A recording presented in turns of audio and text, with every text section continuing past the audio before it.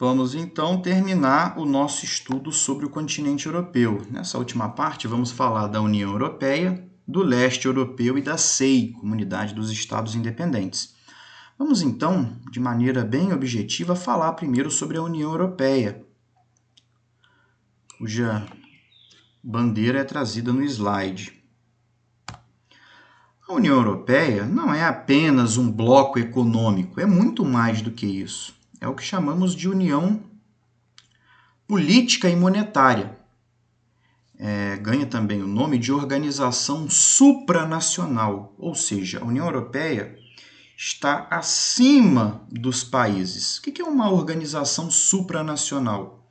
É uma instituição que emana ordens que devem ser acatadas pelos países. Os países, eles abdicam de parte de sua soberania, do seu poder, para obedecer instituições acima deles. Por exemplo, o Parlamento Europeu é uma instituição da União Europeia. O que é decidido ali tem que ser acatado por todos os membros do bloco, do grupo, da União Política e Monetária. Então, nós temos aí 28 países. Recentemente, o Reino Unido saiu. Então, a União Europeia é formada por 27 estados ou 27 países. Bloco formado por 27 países, há livre circulação de pessoas, capitais, serviços, mercadorias, política de bem-estar social é um dos fortes objetivos do bloco, instituições da União Europeia, Conselho Europeu, Comissão Europeia, Parlamento Europeu, Tribunal de Justiça, Comitê Econômico e Social.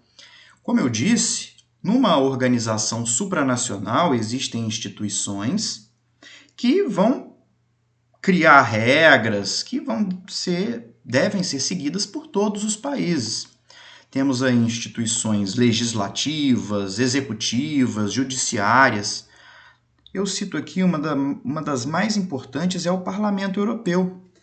O Parlamento Europeu é formado por deputados eleitos pelos países que formam a União Europeia, e o Parlamento Europeu tem função legislativa. O que é decidido ali tem que ser acatado por todos os países membros da União Europeia. Políticas comuns da União Europeia. Temos a Política Agrícola Comum, o PAC, Política Pesqueira Regional de Transportes, Industrial, Comercial, Ambiental. Várias políticas aí são definidas para todo o bloco. Condições para se tornar membro do bloco: estabilidade política, respeito aos direitos humanos, estabilidade econômica e, principalmente, ser aceito por todos os membros. Então, existem países que querem entrar na União Europeia. Existem muitos benefícios que um país vai ter por participar da União Europeia. Mas não basta querer, tem que cumprir uma série de exigências. A imagem do Parlamento Europeu,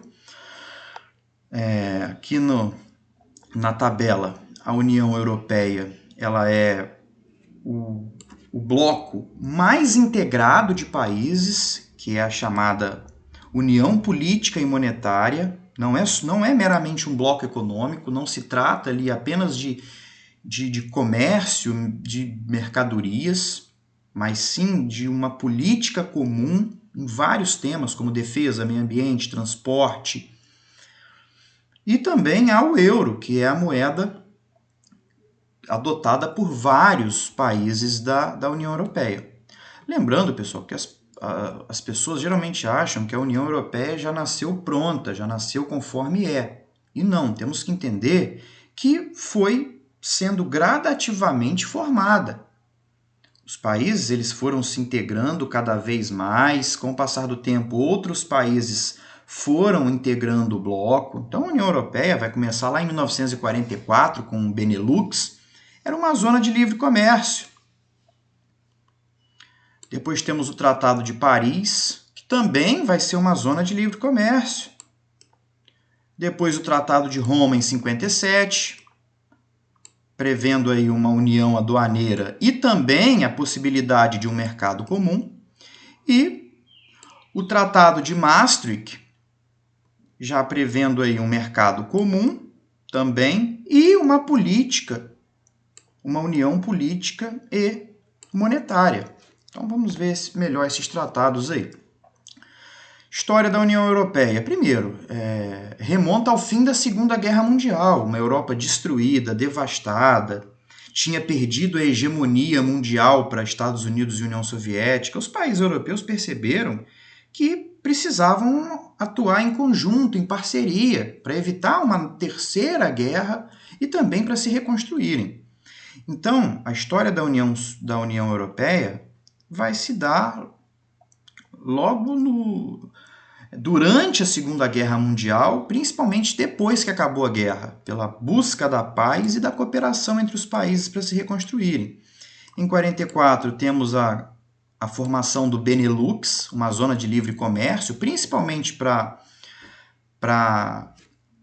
transitar livremente o carvão e o aço para reconstruir as cidades que estavam destruídas.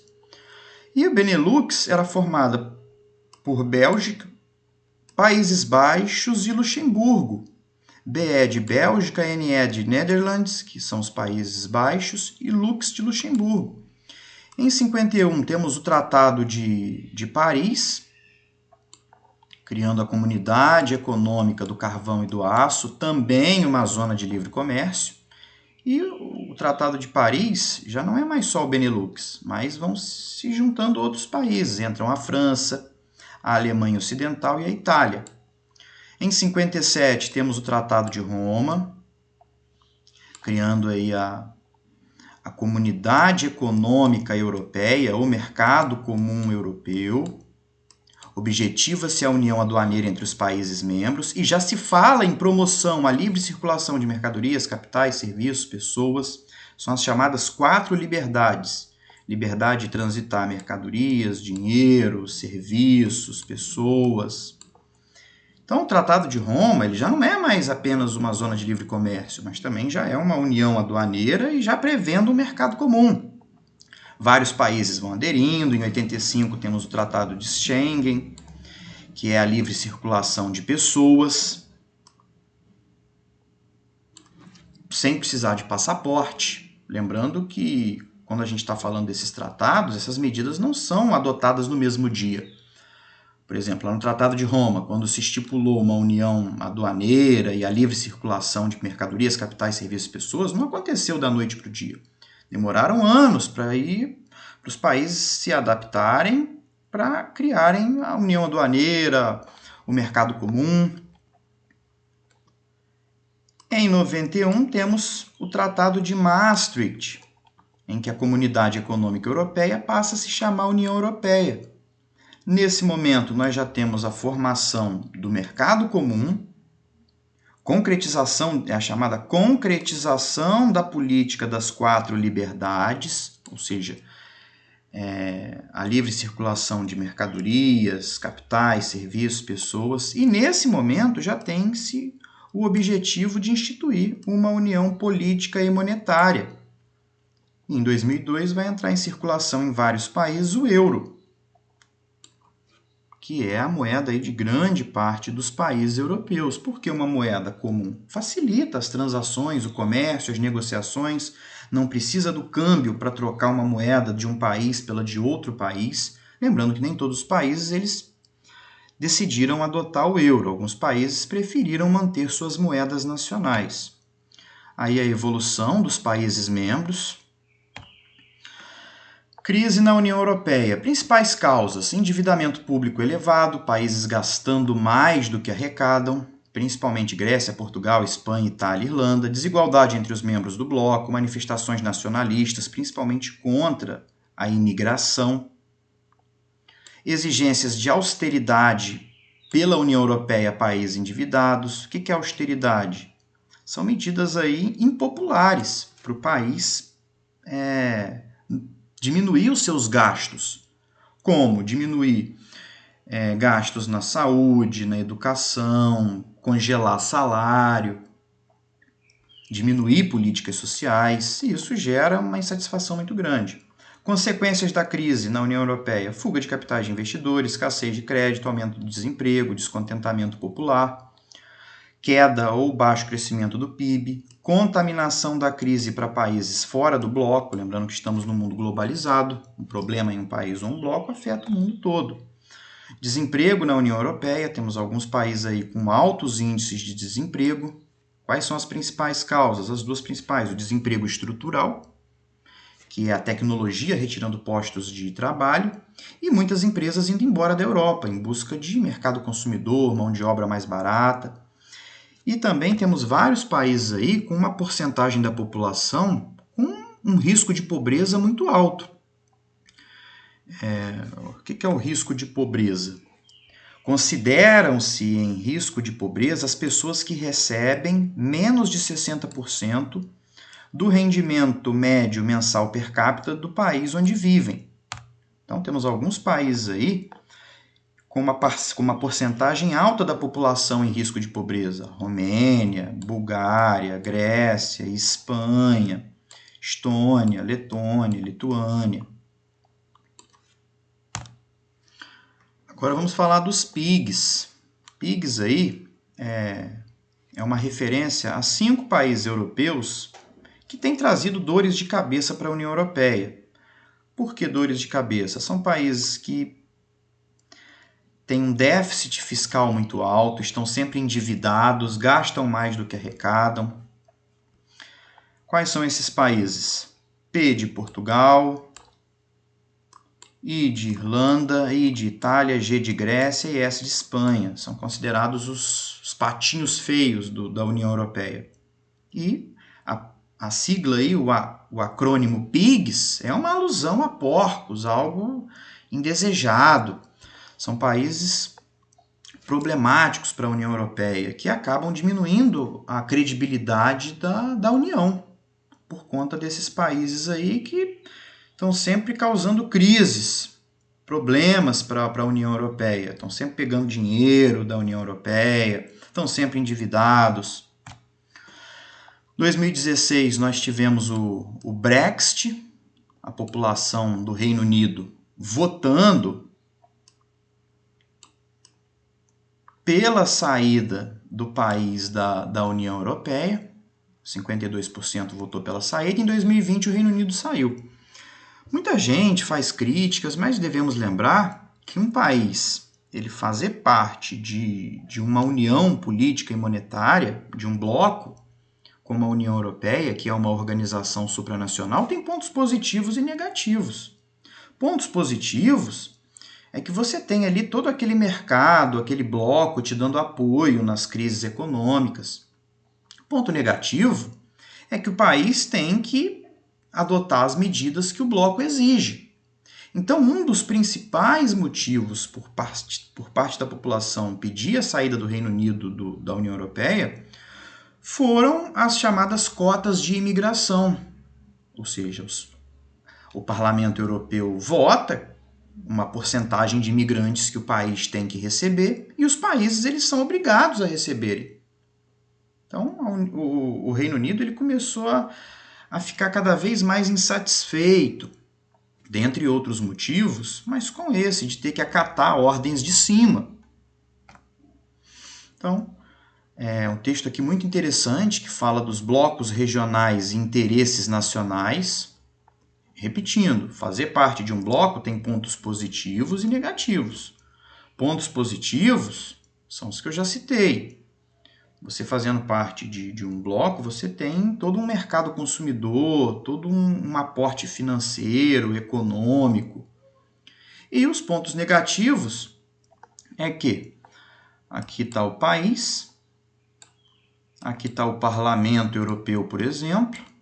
O Parlamento Europeu decidiu uma cota de imigrantes que o país tem que receber. O país tem que obedecer.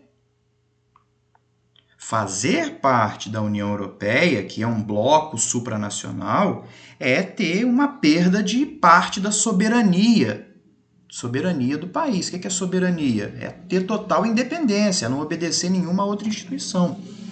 Aí alguns outros países que também há movimentos de parte da população pedindo pela saída do bloco, ações tomadas pela União Europeia para enfrentar a crise. Agora, pessoal, vamos falar do leste europeu e da CEI. O que é o leste europeu ou Europa Oriental? São esses países em laranja aqui. Países que eram socialistas e hoje estão se adaptando ao modelo, ao modo de produção capitalista. São chamados economias de transição. Então, nós vamos falar um pouquinho sobre o leste europeu e o bloco, do qual fazem parte alguns países do leste europeu, que é a CEI. Primeiramente, é importante salientarmos que uma parte dos países do leste europeu formavam a chamada União Soviética, União das Repúblicas Socialistas Soviéticas, que existiu até 91. Quais são os países do leste europeu que faziam parte da União Soviética? A Rússia, Estônia, Letônia, Lituânia, Bielorrússia, que agora se chama Belarus, Moldávia, Ucrânia, Geórgia, Armênia, Azerbaijão. São países do leste europeu que faziam parte da chamada União Soviética. E os outros países do leste europeu, como Polônia, Romênia, tiveram que adotar o socialismo por pressão da União Soviética. E outros países, como a Albânia e a antiga Iugoslávia, adotaram também o socialismo, só que sem a influência da União Soviética. Então aqui nós temos os 15 países que formavam a chamada União Soviética, que se desintegrou em 1991. Os países voltaram a ser independentes, abandonando o socialismo, adotando medidas capitalistas. Muitos países que faziam parte da União Soviética hoje são do leste europeu, como eu já disse, Estônia, Letônia, Lituânia, Belarus. Então, o leste europeu, caracterizado pelo socialismo, as três principais características do leste europeu foram países socialistas. A União Soviética teve um peso importante e o leste europeu é a parte da Europa menos desenvolvida, por conta aí dos problemas do socialismo. Então, o leste europeu teve uma dominação russa muito grande, primeiro russa, depois da União Soviética. Lembrando que o principal país da União Soviética era a Rússia. Então, tínhamos 15 países, mas o principal, o que mandava mais, sem dúvida, era a Rússia. Em 1985, chega ao poder Mikhail Gorbachev, ao poder da União Soviética, adotando medidas de cunho capitalista, permitindo propriedade privada, economia de mercado.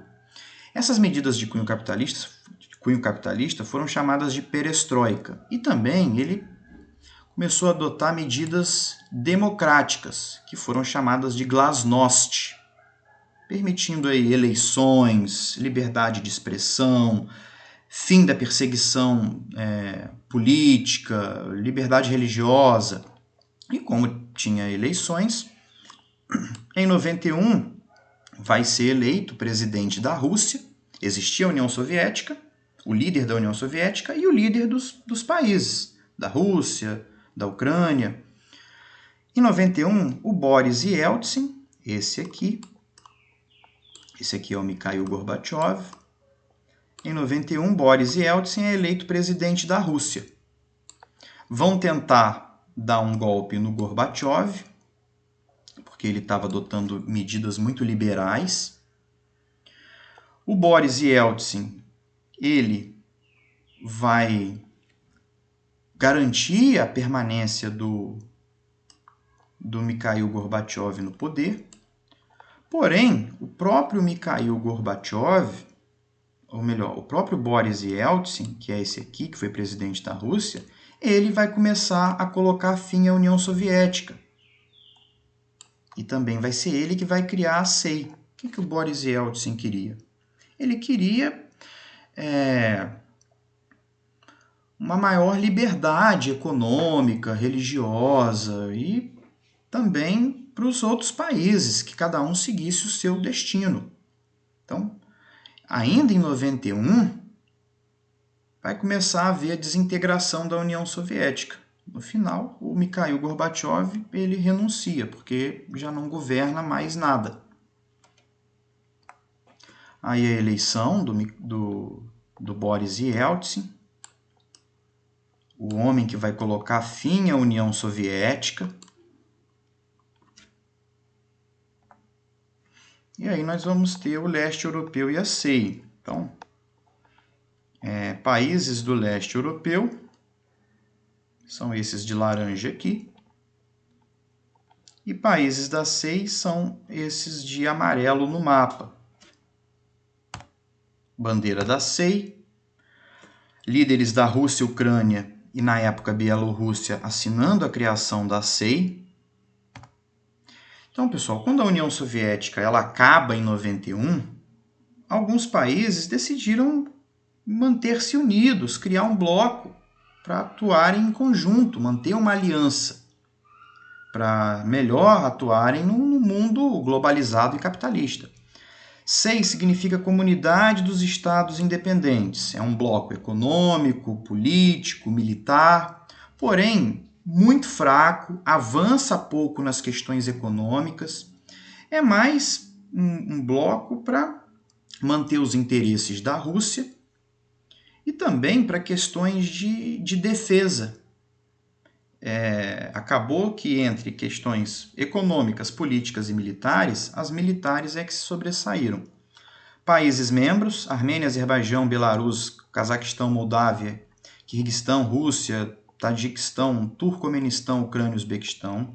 Criado em 91, a CEI constitui-se um bloco político, econômico e militar que reúne 11 das 15 repúblicas que formavam a antiga União Soviética. Quais foram os 4, então, que não fazem parte da CEI, que eram da União Soviética? Estônia, Letônia e Lituânia. A Geórgia entrou, mas saiu em 2009, por conta de conflitos com a Rússia apoiando movimentos separatistas lá na Geórgia. Problemas da CEI: interesses russos, interesses militares, parte de seu arsenal em território de nações agora independentes, e também interesses energéticos, manter o fornecimento de oleodutos e gasodutos que atravessam países da ex-União Soviética. Rivalidades étnicas em vários países, baixo nível de desenvolvimento, falta de democracia, fundamentalismo islâmico, dominação e imposições da Rússia. Então, no leste europeu existe muito essa questão de pró-Rússia e pró-Europa. Em vários países, uma parcela da população é pró-russa, uma outra é anti-russa. Lembrando que em vários países do leste europeu temos uma minoria russa muito grande. Isso por conta da União Soviética, vários movimentos migratórios de russos se dirigiram para outros países, até mesmo como uma estratégia geopolítica. Aqui Vladimir Putin, o atual presidente da Rússia, foi uma indicação do Boris Yeltsin. E, por fim, para terminarmos, pessoal, temos aí alguns países do leste europeu, alguns textinhos falando desses países, falando da República Tcheca, Polônia, Hungria, Eslováquia, Albânia, Bulgária, Geórgia, Estônia, Lituânia, Eslovênia, Bósnia, Croácia, Kosovo, Letônia, Romênia, Sérvia, Montenegro, Macedônia. Então seria interessante dar uma pausa para dar uma lida nesses textos. Assim nós terminamos o nosso estudo do continente europeu.